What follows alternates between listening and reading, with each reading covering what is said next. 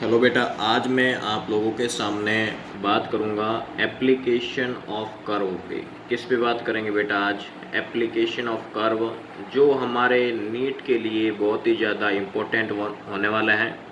और बेटा इसमें से 101% क्वेश्चन कई बार पूछे गए हैं, तो हम थोड़ा ध्यान से समझेंगे। एप्लीकेशन ऑफ कर्व पे जैसे मान लो कि मैं तुम्हें क्वेश्चन दूँ यहाँ पे, तो बेटा जैसा कि आप लोग यहाँ पे क्वेश्चन देख पा रहे हो, यहाँ पे इस क्वेश्चन के अंदर क्या है बेटा, जैसे फर्स्ट दे रखा है काइनेटिक जो एनर्जी है उसका फॉर्मूला होता है 1/2 mv², ये हमें पता है।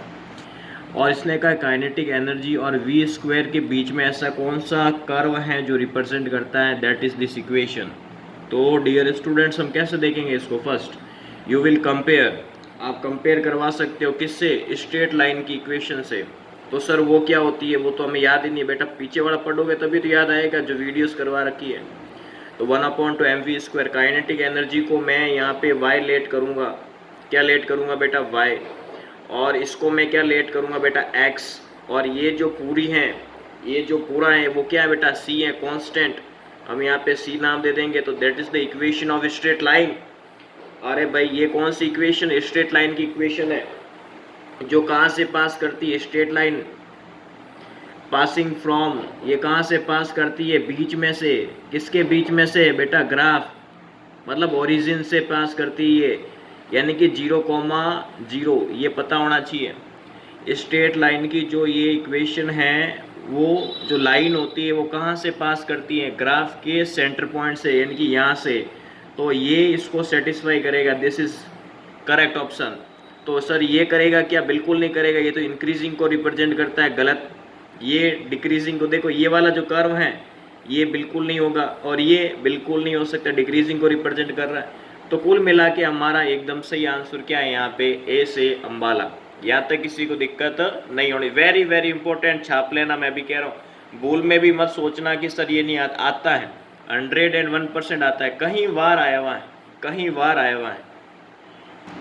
अब बेटा क्वेश्चन में थोड़ा सा ट्विस्ट डाल दिया है। क्या डाल दिया बेटा? ट्विस्ट, ठीक है ना। अभी तक हमने यहाँ पे क्या देखा था बेटा? प्रीवियस क्वेश्चन के अंदर भाई हमने देखा यहाँ पे v² आ रहा था सर। अब क्वेश्चन में थोड़ी सा मजाक कर दी। क्या कर दी बेटा? मजाक, क्योंकि ऐसे क्वेश्चन आते हैं, आप मजाक में नहीं रहना है। अब क्या हो गया बेटा? इसके अंदर v आ गया, यहाँ पे क्या आ गया बेटा? v आ गया, ठीक है सर, v आ गया। तो अब इसको कौन सा ग्राफ इस इक्वेशन को सेटिस्फाई करेगा, तो हमें वो देखना है। तो फर्स्ट हम क्या करेंगे? Kinetic energy is equal to 1/2 mv², ठीक है। अरे बात दिमाग में जा रही कि नहीं जा रही? तो इसका कंपेयर करवाएंगे हम स्ट्रेट लाइन की इक्वेशन से। तो देखो बेटा, मैंने इसको क्या मान लिया? y। और ये जो v² है ना बेटा, मैंने क्या बोला है यहाँ पे? ये जो v² है, मैं इसको क्या कंसिडर कर सकता हूँ बेटा? x कंसिडर करूँगा। अरे बेटा मैंने पीछे इसको क्या कंसिडर किया था? x ही तो कंसिडर किया था यहाँ पे, ठीक है। तो y is equal to mx होता है ना? अरे होता है कि नहीं होता भाई? y इज इक्वल टू क्या होता है? mx होता है। क्या होता है बेटा यहाँ पे? mx होता है कि नहीं होता है यहाँ पे? तो ये v बराबर होता है x, तब मामला ऐसा बनेगा। आगे बात दिमाग में, यदि मुझे इसको स्टैंडर्ड इक्वेशन में चेंज करना हो तो मैं कैसे करूँगा? x² लिखूंगा कि नहीं लिखूंगा बेटा? और बोल बेटा, लिखूंगा कि नहीं लिखूंगा? बिल्कुल लिखूंगा यहाँ पे, है ना। तो y इज इक्वल टू क्या आ गया यहाँ पे? mx², ठीक है। लेकिन ये तो स्टैंडर्ड इक्वेशन है ही नहीं, तो हम इसमें क्या देखेंगे? देखो यहाँ पे c आएगा, तो क्या आ जाएगा? cx²। आगे बात दिमाग के अंदर यहाँ पे बिल्कुल आ गई। तो बेटा ये जो इक्वेशन जो मैंने बनाई है, ये इक्वेशन है या पैराबोला की इक्वेशन है बेटा? ये पैराबोला याद आ रहा है? वो मैंने पीछे पढ़ा रखा है आप लोगों को, प्रीवियस ईयर, मतलब जो भी मैंने पीछे वीडियोस पढ़ाई है बेटा, उसमें आप चेक करो। तो उसमें क्या है कि y is equal to x²। जब भी ऐसी कुछ फॉर्म बनती है तो अपवर्ड डायरेक्शन के अंदर, मतलब कि एक ऊपर की ओर एक कर्व खुलता है, पता है, मैंने बता रखा है यहाँ पे। तो ऐसा कौन सा यहाँ पे ग्राफ है जो ऊपर की ओर खुल रहा है? तो ऊपर की ओर, जैसे ये तो यहाँ ओरिजिन से पास हो गया, ये हो नहीं सकता है। ये दूसरा बिल्कुल ये ऊपर की ओर जा रहा है, तो ये दूसरा हमारा सही हो जाएगा। ये देखो यहाँ पे अपवर्ड है, और ये नहीं है बिल्कुल, और ये डाउनवर्ड है, तो ये हो ही नहीं सकता, और ये भी नहीं हो सकता, और ये भी नहीं हो सकता। आगे बात दिमाग के अंदर यहाँ पे, अरे बोल बेटा, और इसका मास है, वो मास कितना है यहाँ पे? पॉजिटिव है बेटा। क्या है बेटा? पॉजिटिव है। ये भी ध्यान रखना है यहाँ पे बेटा, ये ध्यान रखना है, मैं भी कह रहा हूँ, चूकना नहीं है बेटा, चूकना नहीं है। v को x लेट करेंगे, तो v को यदि मैंने x माना तो यहाँ पे स्क्वायर था, तो इधर क्या आ गया बेटा? x²। ये मतलब थोड़ा सा ग्राफ को रिप्रेजेंट करने का तरीका होता है, मोटा मोटा। तो ये ग्राफ जो भी मैं बता रहा हूँ बेटा very very important for NEET preparation examination के लिए भी है और IIT जी एडवांस के लिए भी है, वेरी इंपॉर्टेंट। यदि हमें यही नहीं आ रहा है, इसके 101% 2 से 3 क्वेश्चंस हर बार पूछे जाते हैं, हर बार पूछे गए हैं। ये मेरा एनालिसिस और जो मेरा एक्सपीरियंस है उसके आधार पे आपको मैं ये बता रहा हूँ, यहाँ पे ध्यान रखना।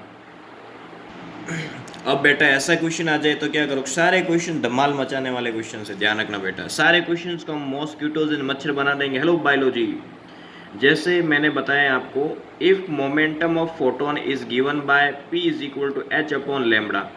p को हम क्या कहेंगे इसके अंदर, यहाँ पे मोमेंटम, लैम्बडा होता है हमारा वेवलेंथ और h को हम ऐसे कांस्टेंट ले लेंगे। Lambda curve will look like, इसमें से ऐसा कौन सा कर्व है जो इसको सेटिस्फाई करता है, तो हमें इस पे बात करनी बेटा। तो सबसे पहले हम क्या करेंगे, p is equal to h upon lambda है, तो p को मैं क्या मानूंगा बेटा y, h को क्या ले लिया c, और लैम्बडा को क्या मान लिया बेटा मैंने इसके अंदर x मान लिया, क्योंकि ये x एक्सिस को रिप्रेजेंट करता है, ये y एक्सिस को। रट्टाफिकेशन नहीं करना है, समझना और फील लेना पूरे तरीके के साथ, क्योंकि फिजिक्स के अंदर क्वेश्चन करने का एक ही तरीका है, महसूस करो चीज़ों को, हद से ज़्यादा महसूस करो। कई बार क्या होता है, हमारे घरों के अंदर जो बूढ़ी महिलाएं होती हैं तो कुछ अपशगुन कुछ चीज़ें ऐसी कहती हैं, इसका मतलब है कि उनको ऐसा अनुभव होता है कि हाँ अब कुछ ऐसा होने वाला है, क्योंकि उन्हें तो मतलब तजुर्बा है उन चीज़ों का। तो इसी वजह से आपको भी क्या लेना है, इनका मतलब तजुर्बा लेना है, अपने आप को सेंस करना है, सोचने की क्षमता को इसके अंदर विकसित करना है। रट्टाफिकेशन करने से कोई मतलब नहीं है। तो यहाँ पे जो मैंने यहाँ पे लैम्बडा को x लिखा है, क्योंकि ये x एक्सिस को रिप्रेजेंट करता है और ये किसको रिप्रेजेंट करता है, y एक्सिस को, इसलिए लिखा है ना, थोड़ा सा ध्यान रखें। और इसके बाद देखो बेटा, ये यदि इंक्रीज होगा, मैंने क्या बोला, यदि ये इंक्रीज होगा तो ये क्या हो रहा है, डिक्रीज हो रहा है, सीधी सी बात है बेटा। y इंक्रीज होगा तो ये क्या होगा, डिक्रीज। मान लो मैंने x की जगह यहाँ पे क्या रख लिया, 0, तो मैं क्या करूँगा, c अपॉन 0, तो देखो 0 का डिवाइड जाएगा, या 1 अपॉन 0 क्या होता है, इन्फाइनाइट होता है बेटा, इन्फिनिटी होता है। भले प्रोनाउंसिएशन कैसे ही करो, इन्फिनिटी आंसर आता है। कितना आता है बेटा आंसर। तो ये जो इक्वेशन है, एक तो हाइपरबोला को भी रिप्रेजेंट करती है, किसको रिप्रेजेंट करती है, हाइपरबोला, और दूसरी बात ये डिक्रीजिंग को रिप्रेजेंट कर रही है। तो ये तो स्ट्रेट लाइन है, ये तो हो नहीं सकता, मैं पहले क्वेश्चन इस पे दे चुका हूँ। और यहाँ पे देखो ये इंक्रीजिंग को रिप्रेजेंट कर रही है, बिल्कुल ये सही है। आगे बता बात दिमाग के अंदर, ये डिक्रीजिंग, हाँ गलत चीज़ है ये, आगे बात दिमाग के अंदर, यहाँ पे ये गलत है, और ये बिल्कुल ये देखो ये डिक्रीजिंग को रिप्रेजेंट कर रही है। हमें डिक्रीजिंग चाहिए, इंक्रीजिंग नहीं, हमने ऑप्शन गलत लिया है, ध्यान रखना। हमें डिक्रीजिंग चाहिए, एक्स के अलोंग देखो गिरता हुआ, तो ये हमारा ऑप्शन क्या होगा, इसके अंदर सही होगा। रट्टाफिकेशन नहीं करनी है, क्वेश्चन समझ में नहीं आता है कमेंट बॉक्स में लिखो आप। आगे बेटा बात दिमाग के अंदर, यहाँ पे तो हमारा सही ऑप्शन होगा 4। आगे बात दिमाग के अंदर बेटा, बिल्कुल बहुत ही ज़्यादा इंपॉर्टेंट है, वही क्वेश्चन लिए जा रहे हैं जो प्रीवियस ईयर्स के क्वेश्चंस में नीट के अंदर पूछे गए थे, आप चेक कर सकते हो। अब बेटा मान लो कि ऐसा क्वेश्चन आ जाए तो क्या करें तो जैसे हमारे पास इक्वेशन क्या, if momentum of photon is given by p is equal to h upon lambda, पीछे वाले से अलग दिया है इस बार, ठीक है ना।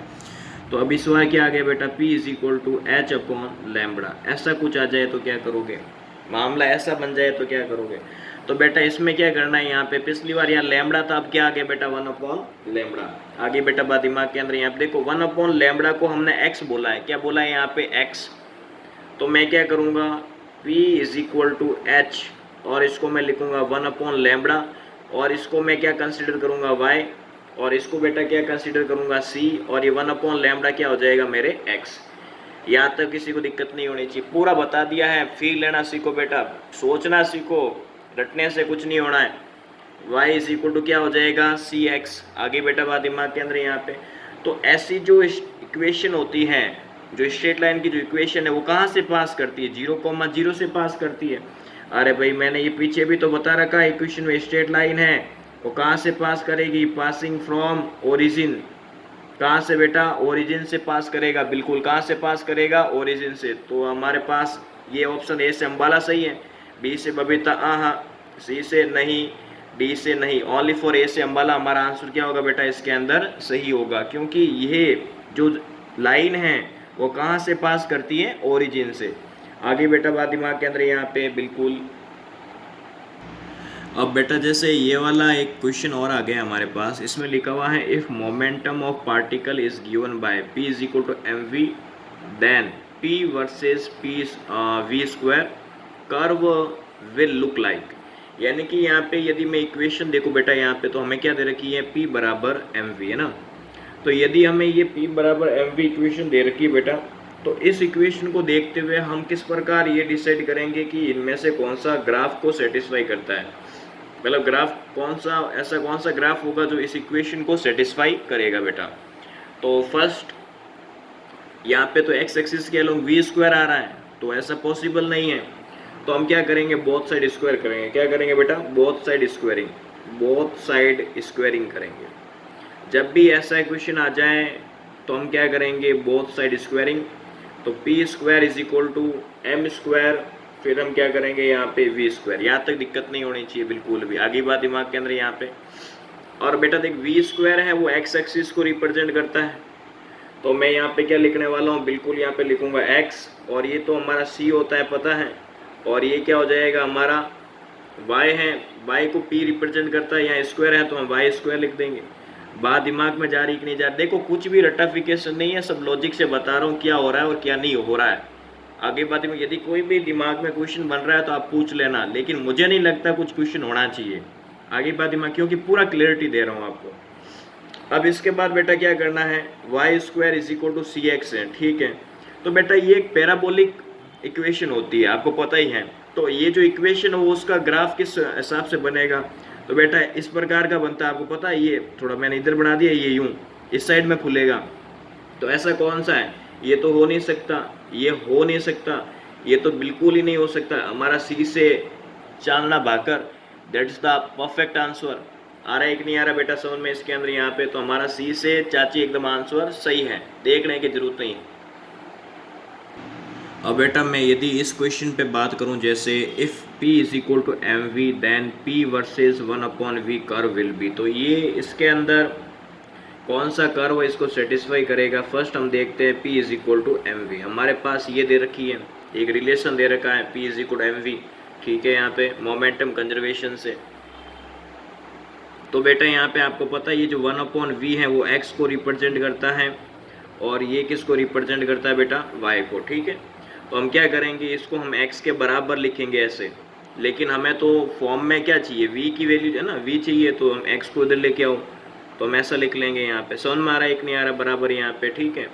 तो हम क्या करेंगे बेटा, इसके अंदर यहाँ पे इतना करने के बाद बेटा हमने क्या बोला आपको, इतना करने के बाद हम क्या करेंगे, हमारे पास इक्वेशन होती है y इज इक्वल टू सी, और इस v की जगह हम क्या लिखेंगे 1/x। तो इक्वेशन क्या तैयार होगी, c/x, that is the equation of parabola या हाइपर पैराबोला। हम क्या लिखेंगे बेटा, हाइपरबोला। ये जो इक्वेशन है वो हाइपरबोला की होती है, किसकी होती है बेटा, हाइपरबोला। तो इसको कौन सा ग्राफ रिप्रेजेंट करेगा बेटा, डी से डम्बाला। कौन सा बेटा, डी से डम्बाला, that is the correct graph represented p is equal to m और v। यहाँ तक मुझे नहीं लगता किसी को दिक्कत होनी चाहिए बेटा। अभी तक मैंने कम से कम 5 या 6 ग्राफ पे क्वेश्चंस करवाए बेटा, ये सारे क्वेश्चंस आए हुए हैं, वादा है मेरा आपको इससे ज़्यादा पढ़ने की ज़रूरत नहीं पड़ेगी। और कुछ डीपीपी का मामला रहेगा तो ज्यों ज्यों मुझे लगेगा कि मुझे ऐसा कुछ करना चाहिए तो वो भी आपको मैं ज़रूर प्रोवाइड करवाऊँगा। आगे बेटा बात दिमाग के अंदर।